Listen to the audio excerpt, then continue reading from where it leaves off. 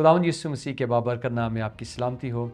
और आज हम चंद बातें और खुदा के कलाम में से सीखेंगे, जिस तौर से हमने पहले खुदा के कलाम में से बहुत सारी बातें सीखी हैं। जो इसराइल का एक बियाबानी सफ़र है मिस्र से वादे की सरज़मीन तक, उसमें से हमने बहुत कुछ सीखा है। एक और बात आज हम सीखेंगे। खरूज 17वें बाब में एक वाक़या है जो बड़ा खूबसूरत है, और ये उस जंग के बारे में है जो इसराइलियों को लड़नी पड़ी, जो अमलीकियों के ख़िलाफ़ थी। और जब ये वो जंग लड़ रहे थे तो कलाम हमें ये बताता है कि मूसा ने अपने हाथ जहाँ पर जंग हो रही थी उस तरफ बढ़ाए, और जब तक मूसा के हाथ आसमान की तरफ रहते थे इसराइली जंग जीते रहे यशवा की रहबरी में। और जैसे ही उसके हाथ नीचे आते थे इसराइली जो थे वो जंग हारने शुरू कर देते थे। सो ये खूबसूरत वाक़या है, और मैं आपकी तवज्जो इस बात पर दिलाना चाहूँगा कि अमालेकी है कौन थे। कलाम मुक़द्दस हमें ये बताता है कि जो अमालेक था वो ईसाऊ का पोता था, उसका वो ग्रैंडसन है। और ईसाऊ के बारे में अक्सर औक़ात ये कहा जाता है कि ईसाऊ वो शख्स था जिसका फोकस या जिसका ध्यान जो था उसका पेट था। आपको याद है कि उसने एक दाल की प्लेट के लिए उसने अपने सारे जो उसके हकूक़ थे वो उसने बेच दिए अपने भाई को, और उसकी वजह से वो बाद में बड़ा पछताया भी।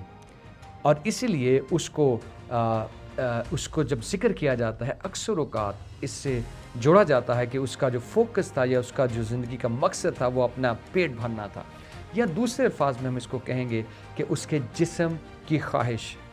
सो अमालेकी बेसिकली रिप्रेजेंट करते हैं या ज़ाहिर करते हैं उस कौम को जो नफसानी है, जिस्मानी है, जिनका फोकस जो है वो खुदा की बादशाही नहीं या हमेशा की ज़िंदगी नहीं, बल्कि उनका मकसद, उनका फोकस इस ज़मीन पर जो ज़िंदगी वो गुजार रहे हैं वो है और जिस्मानी और नफसानी फोकस। मरकज़ बिल्कुल मुख्तलिफ है, और मैं आपकी तवज्जो इस बात पर दिलाना चाहूँगा।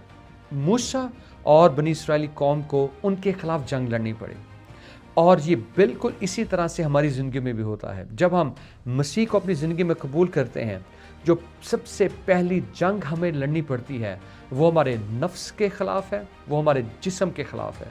जिस्म की ख्वाहिशात हमें बार बार दबाने की कोशिश करती हैं।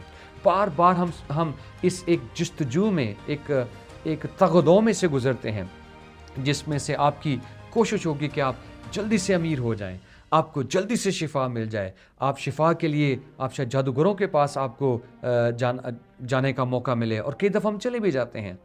पैसा कमाने के लिए हम झूठ भी बोल देते हैं, हम कर्ज उठा लेते हैं, हम हर तरह का काम करने के लिए तैयार हो जाते हैं। और यही जिस्म की ख्वाहिशात बहुत औक़ात हमें बहुत बुरे तरीके से फंसा देती हैं। मुझे ज़िंदगी में बहुत सारे ऐसे मौके मिले हैं कि मैं ये काम जल्दी से कर लूँ, अगर मैं ये पैसे ले लूँ तो ये हो जाएगा, अगर मैं ये काम किसी का कर दूँ तो ऐसे वो मुझे फेवर दे देगा।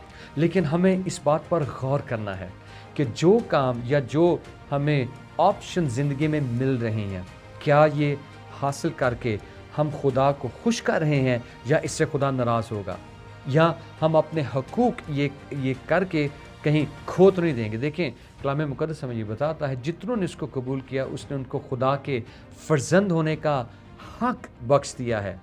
और अगर हम फ़र्जंद हैं तो वारिस भी हैं, तो खुदा ने तो हमें सब कुछ अपना दे दिया है। लेकिन कई दफ़ा जिस्म की ख्वाहिशात, जिस्म और नफ्स की ख्वाहिशात हमें खुदा के इस दिए गए हक़ से महरूम कर देती हैं। जब भी आप ये कोशिश करेंगे, आप खुद साख्ता आप कुछ बनने की कोशिश करें या कुछ हासिल करने की कोशिश करें, इंसान अपनी ताकत, अपने ज़ोर से जो कुछ भी हासिल करने की कोशिश करेगा, हमेशा वो फेलियर, नाकामी का शिकार होगा। सो मैं आपको इनकरेज करना चाहूँगा, चीज़ों को, हालात को अपने हाथ में मत लीजिए, खुद से बदलने की कोशिश मत कीजिए। जब भी आपकी ज़िंदगी में मुश्किल आए, घुटनों के बल हो जाएं।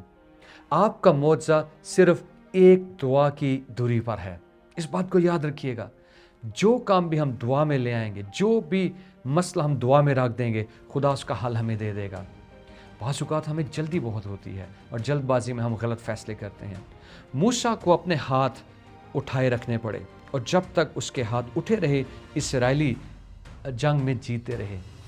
और एक वक्त आया कि उसके हाथ जो थे, वो जो बाजू थे उसके, वो थक गए, वो भारी हो गए, अब वो उठाने के काबिल नहीं रहा। मैं हैरान होता हूँ कि सारा दिन कोई भी इंसान इस काबिल नहीं कि वो अपने हाथ उठाए रखे। सो उसको हारून की और उसको हूर की मदद लेनी पड़ी। उन्होंने एक पत्थर उसके हाथों के नीचे रखा और उसकी मदद की कि उसके हाथ जो हैं वो उठे रहें।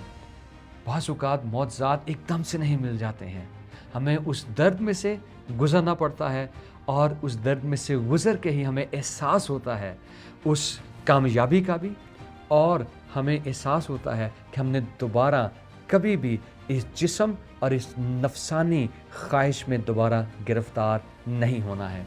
मौज़ात एकदम से नहीं मिलते हैं, बहुत औक़ात टाइम लगता है, वक्त लगता है। खुदा अपने वक्त पर काम करता है, उसको उसके वक्त पर काम करने दीजिए। बातों को, हालात को, चीज़ों को अपने हाथ में मत लीजिए, दुआ में रख दीजिए।